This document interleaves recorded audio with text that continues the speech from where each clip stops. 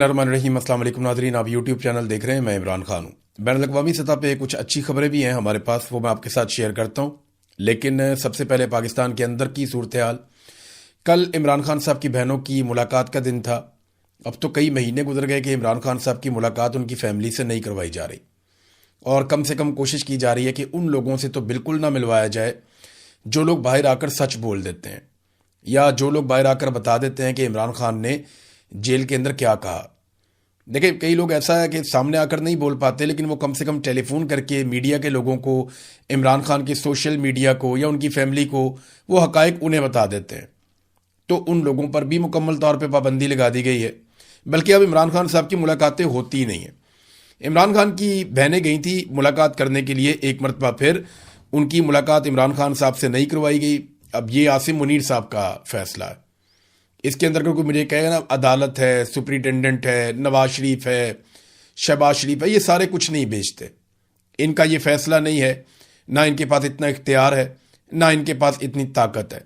ये पाकिस्तान के field marshal Asim Munir का फैसला है, और वो इमरान खान साहब से किसी सूरत भी मुलाकात नहीं होने दे रहे किसी की भी। इमरान खान साहब ने खुद कहा था कि अगर मुझे कुछ हो गया जेल में, या मेरी अहलिया को कुछ हो गया जेल में, तो बदला आसिम मुनीर से लेना, यानी आपने उनको पूछना, वो जिम्मेदार होंगे।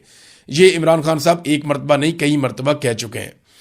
तो एक मायूसी भी है पाकिस्तान तहरीके इंसाफ में कि ये क्या हो रहा है, लोग क्यों नहीं निकलते। इमरान खान साहब की बहनों ने बुलाया सबको, लेकिन लोग पहुंचे नहीं, बहुत थोड़े लोग पहुंचे।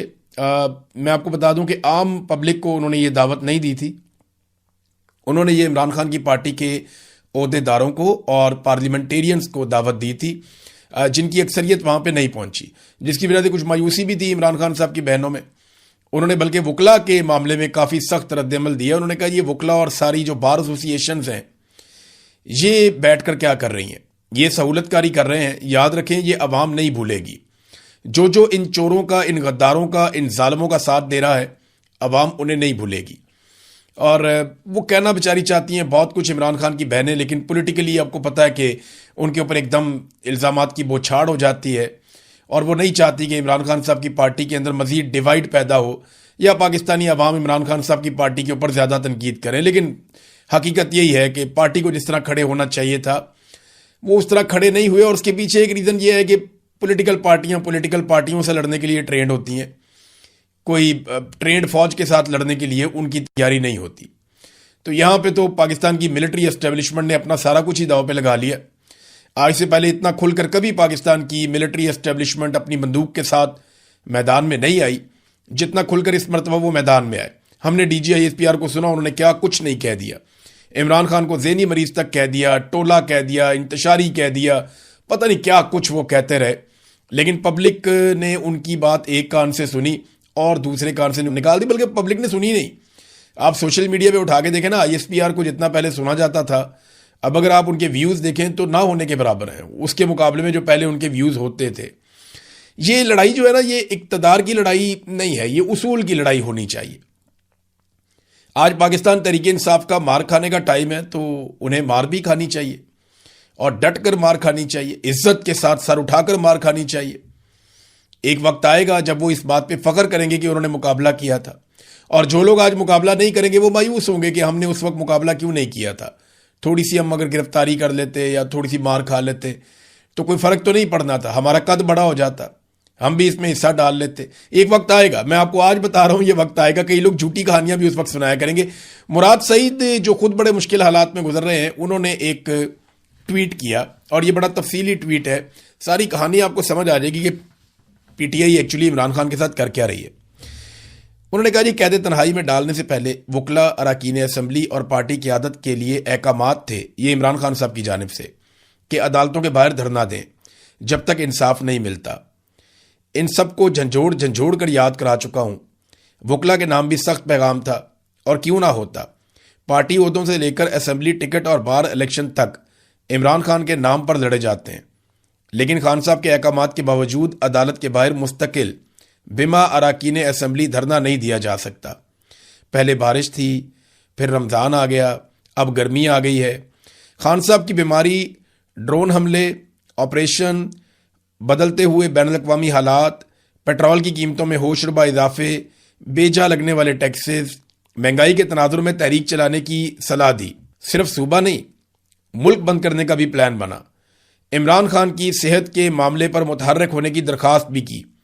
ऐवानों से इस्तीफे के जरिए हुकूमत से लेजिटिमेसी वापस लेने के लिए सबसे पहले अपने इस्तीफे की पेशकश भी की। मैं ये समझता हूं कि इमरान खान की असीरी का जिम्मेदार इनमें से कोई फर्द नहीं है, बल्कि बैनुल-अक़वामी एस्टेब्लिशमेंट की ईमा पर बरसरे पैकार आसिम मुनीर, कानूनी और गैर कानूनी तौर पर उसके मातहत आने वाले इदारे और उसके इशारों पर नाचने वाली सियासी कुव्वतें। मगर क्या इमरान खान अपनी ज़ात के लिए कैद में है? क्या इसकी रिहाई के लिए अपनी पूरी कुव्वत से कोशिश करना भी किसी का फ़र्ज नहीं है? क़यादत से लेकर कौम तक किसी का भी नहीं है?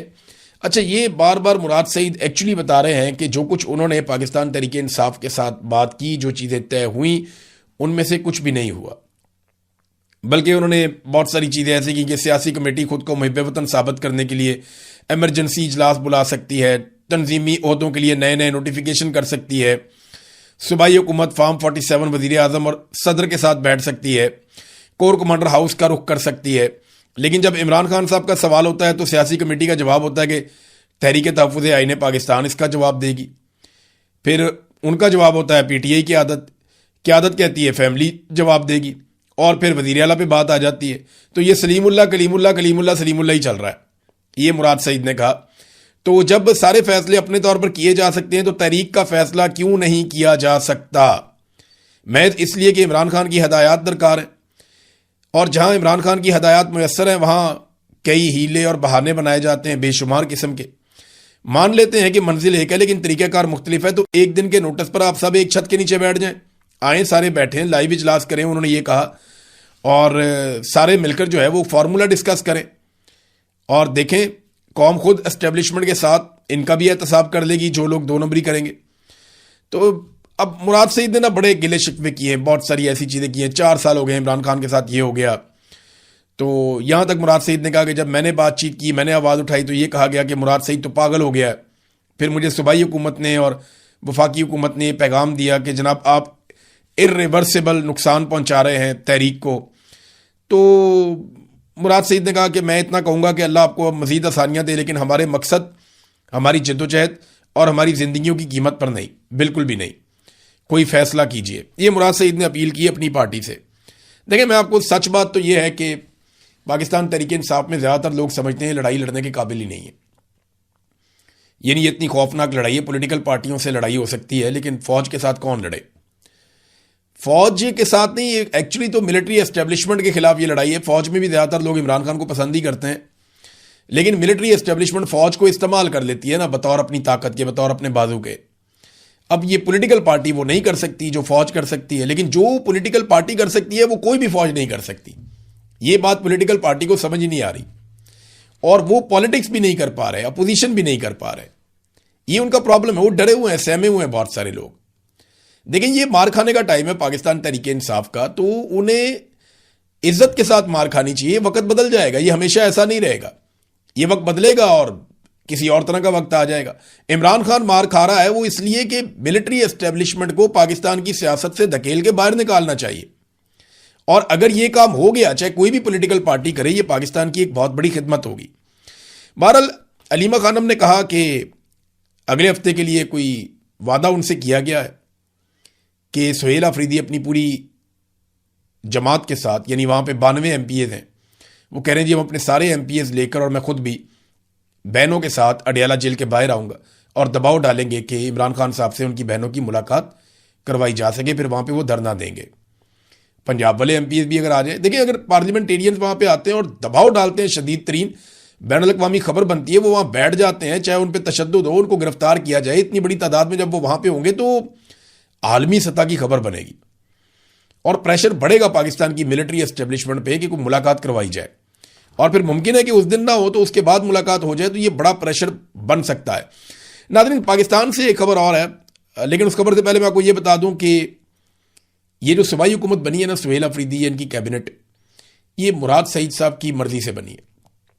यानी मुराद सईद के अपने लोग हैं, ये उनके बहुत ताल्लुक वाले लोग हैं, लेकिन मुराद सईद ने अब इन्हीं से गिला शिकवा किया। इसका मतलब ये है कि अब ये उस रस्ते पर कम से कम नहीं है जिस रस्ते पर मुराद सईद है। ये बज़ाहिर दिखाई दे रहा है मुराद सईद के गिले और शिकवे से।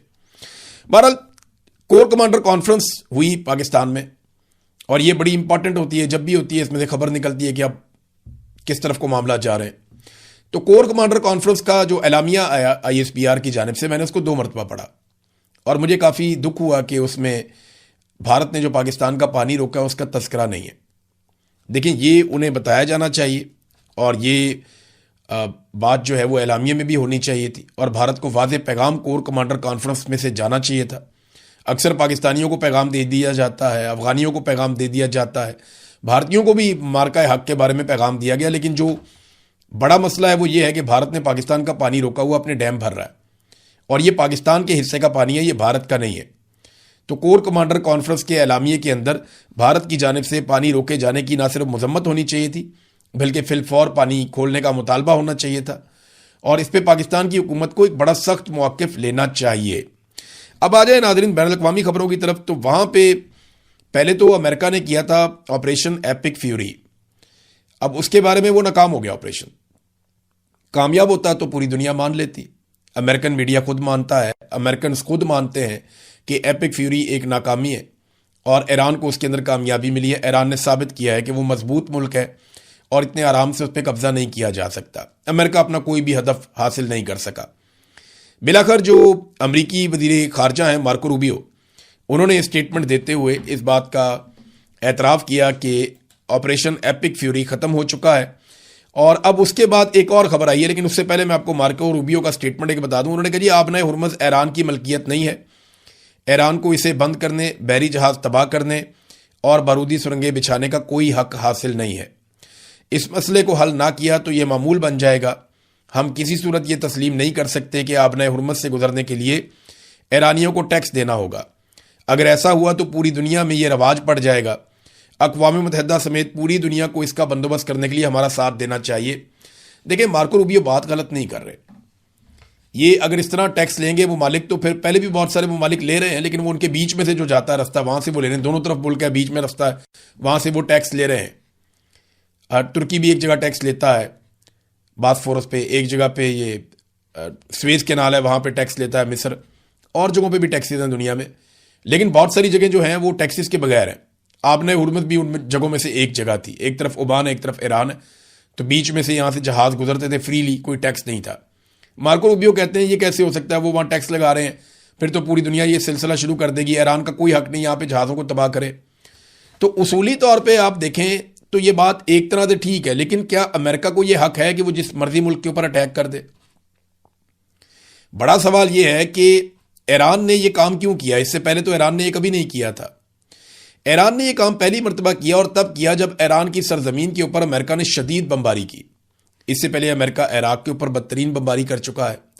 شام کے حالات آپ کے سامنے، وہاں پہ بہت خوفناک اٹیک ہو چکا ہے، اور اسرائیل کے ساتھ مل کر امریکہ یہ اٹیک کرتا ہے. تو لیبیا کے اندر جو کچھ ہوا وہ بھی آپ کے سامنے ہے، جو اس وقت سوڈان میں ہو رہا ہے وہ آپ کے سامنے ہے، جو غزہ میں ہو رہا ہے وہ آپ کے سامنے ہے، جو امریکہ نے ویتنام میں کیا وہ بھی آپ کے سامنے ہے، جو افغانستان میں امریکہ نے کیا وہ بھی آپ کے سامنے ہے. تو اب ایران کے اوپر بھی امریکہ نے ایسی اٹیک کر دیا. تو اگر ایران کو یہ حق نہیں ہے کہ وہ اپنے قریب سے گزرنے والے پانی کو کنٹرول کرے، تو امریکہ کو یہ حق کیسے مل جاتا ہے کہ وہ دنیا کے دوسرے کونے سے اٹھ کر آئے اور آ کر کسی بھی ملک کو اس کے نظام کو کنٹرول کرے؟ سوال تو یہ بھی پیدا ہوتا ہے نا. مارکو روبیو کی بات میں اگر لاجک ہے تو پھر مارکو روبیو کو اس بات کا بھی دنیا کو جواب دینا پڑے گا. اب آ جائے ناظرین اس بات پہ کہ ڈونلڈ ٹرمپ کا یہ جو میں نے آپ کو ابھی کہا کہ جو پروجیکٹ فریڈم ہے وہ ناکام ہو گیا، وہ کیسے ہوا؟ 24 گھنٹے میں ڈونلڈ ٹرمپ کو پتا چل گیا کہ اس سے وہ اپنے مقاصد حاصل نہیں کر پائیں گے، اور ایرانی جو ہے ان میں ابھی بھی کیپیسٹی ہے، وہ یہاں سے جہازوں کو نہیں گزرنے دیں گے. ڈونلڈ ٹرمپ کا اندازہ یہ تھا، یا انہیں یہ بتایا گیا تھا کہ ہم دنیا بھر کے بحری جہازوں کو ایک ساتھ قائل کریں گے، اور ہم امریکنز ان کے ساتھ جڑیں گے، اپنے جنگی جہازوں کو بھی لیں گے، اپنی فوجی طاقت کو بھی آسمان میں رکھیں گے، ہمارے بہت سارے ہیلی کاپٹرز اور بہت سارے جہاز ہوا میں موجود رہیں گے، اور بڑی تیزی سے ہم موو کرائیں گے. ساری دنیا جب ہمارے ساتھ چلے گی تو ایران کے اوپر پریشر آئے گا اور ہم یہ اناؤنس کر دیں گے ہم نے آبنائے ہرمز کو کھول دیا، اور ایران دنیا بھر کے بحری جہازوں پہ اٹیک نہیں کر پائے گا. یہ ان کے دماغ میں تھا. لیکن امریکہ کے اوپر تجارتی بحری جہازوں کے عملے نے اعتبار ہی نہیں کیا. یعنی امریکہ اپنی کریڈیبلٹی کھو چکا ہے، اور اس وقت ایران کی زبان کے اوپر زیادہ اعتبار کرتی ہے دنیا، کیونکہ ایران نے کر کے دکھایا. ڈونلڈ ٹرمپ بار بار اپنی بات سے مکر جاتے ہیں. اگر وہاں پہ جہاز تباہ ہو جائیں، لوگ مر جائیں، تو ڈونلڈ ٹرمپ نے تو کل کو ہاتھ جاڑ کے کہہ دینا ہے کہ جناب یہ مس ہو گیا تھا، تو اب ہم دوبارہ ٹھیک کر لیں گے، اور اب ایران کے ساتھ پھر بات چیت ہو رہی ہے. تو ان کے جہاز کیسے واپس آئیں گے یا زندگیاں کیسے واپس آئیں گی؟ تو لوگوں نے امریکہ پہ اعتبار نہیں کیا، ایران کی دھمکی کو انہوں نے سیریس لیا، انہوں نے کہا نہیں یہ واقعی مارے گا۔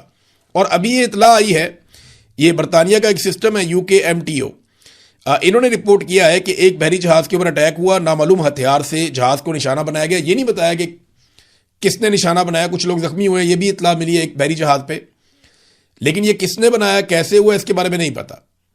بہرحال امریکہ کا جو اندازہ تھا ایک دم بہت بڑا وہ جہازوں کا ریور دے کے گزر جائیں گے آپ نے ہرمز میں سے اور ایران بے بس ہو جائے گا، پوری دنیا کے جہاز ہوں گے، وہ امریکہ کامیاب نہیں ہوا اور 24 گھنٹے کے بعد ناکامی ان کا منہ چڑھا رہی تھی اور آپ نے ہرمز جہازوں سے خالی تھا۔ ڈونلڈ ٹرمپ نے اپنی شرمندگی مٹانے کے لیے ایک مرتبہ پھر پاکستان کا کارڈ استعمال کر دیا۔ جب بھی ڈونلڈ ٹرمپ سے کوئی غلط ہو جاتا نا، وہ کہتا ہے جی مجھے شہباز شریف نے کہا، مجھے فیلڈ مارشل نے کہا، مجھے پاکستان نے کہا ہے، تو اب میں یہ کرنے جا رہا ہوں۔ وہ ہر کمزور چیز ہمارے کھاتے میں ڈال دیتا ہے۔ ٹرمپ نے کہا کہ پروجیکٹ فریڈم کو تھوڑی دیر کے لیے روک دیا جائے گا تاکہ یہ دیکھا جائے کہ آیا ایران کے ساتھ کسی معاہدے کو حتمی شکل دی جا سکتی ہے اور اس پر دستخط کیے جا سکتے ہیں۔ پاکستان اور دیگر ممالک کی درخواست ایران کے خلاف مہم کے دوران ہمیں حاصل ہونے والی زبردست عسکری کامیابی اور اس حقیقت کے پیش نظر کہ ایران کے نمائندوں کے ساتھ ایک مکمل اور حتمی معاہدے کی جانب بڑی پیش رفت ہوئی ہے۔ وہ کہہ رہے جی ہمارا تو ایران کے ساتھ بڑی زبردست پیش رفت ہو رہی ہے، تو ہم نے باہمی طور پہ اتفاق کیا کہ اگرچہ ناکہ بندی نافذ رہے گی، جو پہلے لگی ہوئی ہے ناکہ بندی وہ ہم جاری رکھیں گے،